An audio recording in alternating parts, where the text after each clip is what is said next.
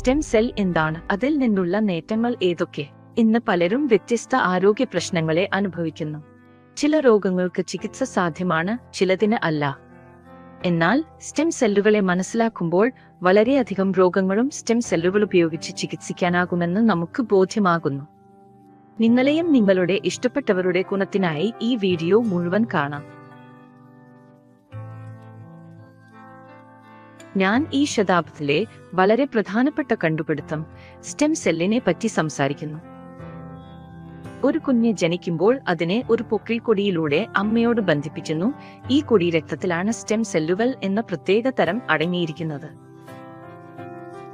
ഗർഭപാത്രത്തിൽ സ്ഥിരമായ അവസ്ഥകൾ രൂപപ്പെട്ടു കഴിഞ്ഞാൽ ആദ്യത്തെ രൂപമെടുക്കുന്നത് കോശങ്ങളുടെ ഒരു ചെറിയ ഗോളമാണ്. ഇത് ഒരു സ്റ്റെം സെൽ ആണ്. ഈ ഗോളം വളരുമ്പോൾ ഒരു കുട്ടിയുടെ ശരീരഭാഗങ്ങളായ കൈകൾ, കാലുകൾ, കണ്ണുകൾ, ചെവികൾ, മൂക്ക് എന്നിവ രൂപപ്പെടുത്തുന്നു. ഇതുപോലെ തന്നെ ഹൃദയം, വൃക്കകൾ, കരൾ, കുടലുകൾ എന്നീ അവയവങ്ങളും സ്റ്റെം സെല്ലുകളിൽ നിന്ന് വികസിക്കുന്നു. അവയവങ്ങൾ വികസനത്തിനായി സ്റ്റെം സെല്ലുകൾ അതിപ്രധാനമാണ്. കാരണം ഈ കോശങ്ങൾ മസ്തിഷ്കം, ഹൃദയം മുതലായവയിൽ പ്രവർത്തിക്കുന്ന പലതരം വിശിഷ്ടങ്ങളായ കോശങ്ങളായി മാറാം.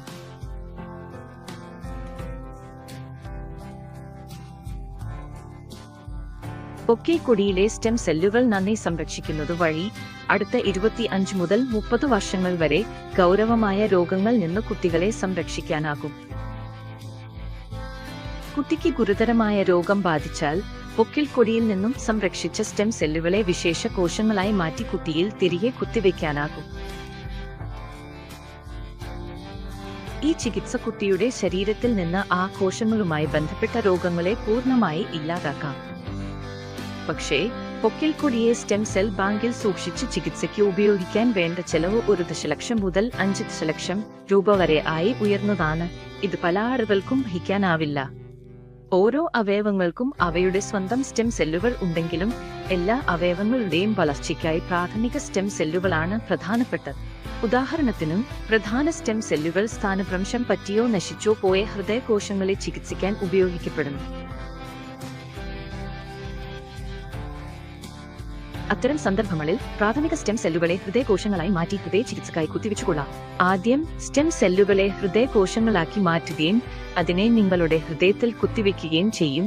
അത് പുനരുജ്ജീവനം വരുത്താൻ സഹായിക്കും. ഇതുവരെയായി ഈ സ്റ്റെം സെല്ലുകൾ എത്രമാത്രം പ്രധാനമാണെന്ന് നിങ്ങൾ മനസ്സിലാക്കിയിരിക്കണം. സ്റ്റെം സെൽ ഗവേഷണത്തിൽ ഇന്ത്യയുടെ പ്രധാനമന്ത്രി ശ്രീ നരേന്ദ്ര മോദി ശക്തമായ താൽപര്യം കാട്ടിയിട്ടുണ്ട്. പൊക്കിൾക്കൊടിയിലെ സ്റ്റെം സെല്ലുകളുമായി സമാനമായി ചില പഴങ്ങളിലും സ്റ്റെം സെല്ലുകൾ ഉണ്ടെന്നതിനെ കുറിച്ച് ഗൂഗിളിൽ നിങ്ങൾക്ക് വിവരങ്ങൾ ലഭിക്കും. ഈ ഫലത്തിന്റെ സ്റ്റെം സെല്ലുകൾ ഒരു അമ്മയുടെ സ്റ്റെം സെല്ലുകളെ പോലെ പ്രവർത്തിക്കുന്നു. അവ വിവിധ രോഗങ്ങളെ ചികിത്സിക്കാനും ഉപയോഗിച്ചു കൊള്ളാം.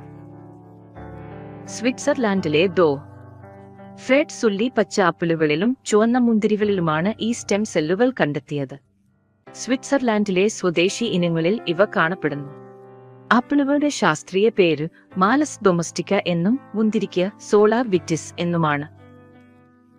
അമ്മയുടെ പൊക്കിൾക്കൊടിയിലെ സ്റ്റെം സെല്ലുകൾ കുട്ടിക്കും അവരുടെ അമ്മയ്ക്കും അച്ഛനും മാത്രമേ ഉപയോഗിക്കാനാകൂ. എന്നാൽ പഴങ്ങളിൽ നിന്നുള്ള സ്റ്റെം സെല്ലുകൾ അമ്മയുടെ എംബ്രിയോണിക് മൂലകോശങ്ങളെപ്പോലെ ആരുടെയും ഉപയോഗത്തിനുള്ളതാണ്. മനുഷ്യന്റെ സ്റ്റെം സെല്ലുകളുമായി വ്യത്യാസപ്പെടുന്നതിനാൽ പഴങ്ങളിൽ നിന്നുള്ള സ്റ്റെം സെല്ലുകൾ മനുഷ്യ ശരീരത്തിൽ പുതിയ കോശങ്ങളുടെ ഉൽപാദനം വേഗത്തിലാക്കുന്നു, രോഗങ്ങളെ നിർമ്മാണിക്കാൻ സഹായിക്കുന്നു. പഴങ്ങളിൽ നിന്നുള്ള ഈ കോശങ്ങൾ എല്ലാ മനുഷ്യർക്കും ഉപകാരപ്രദമാണ്.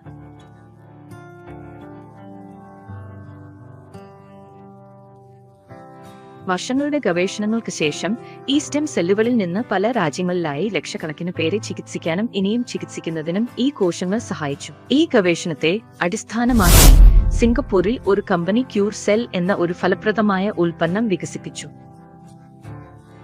ക്യൂർ സെല്ലിൽ ആപ്പിളിന്റെയും മുന്തിരിയുടെയും സ്റ്റെം സെല്ലുകൾ അസ്റ്റാക്സാന്തിൻ, കോഎൻസൈം, ബ്ലൂബെറികൾ, ആക്കായ് ബെറികൾ, ബ്ലാക്ക് ബെറികൾ, ബാർലി ഗ്രാസ് തുടങ്ങിയ ഘടകങ്ങളോടെയാണ്. ഈ ചേരുവകൾ ഉൽപ്പന്നത്തെ ആരോഗ്യരക്ഷകവും ഫലപ്രദവുമാക്കുന്നു.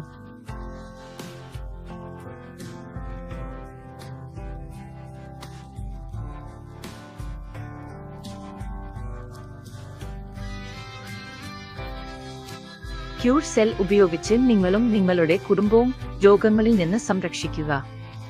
ഈ വിവരം കൂട്ടുകാരോടും ബന്ധുക്കളോടും പങ്കുവയ്ക്കൂ. നന്ദി.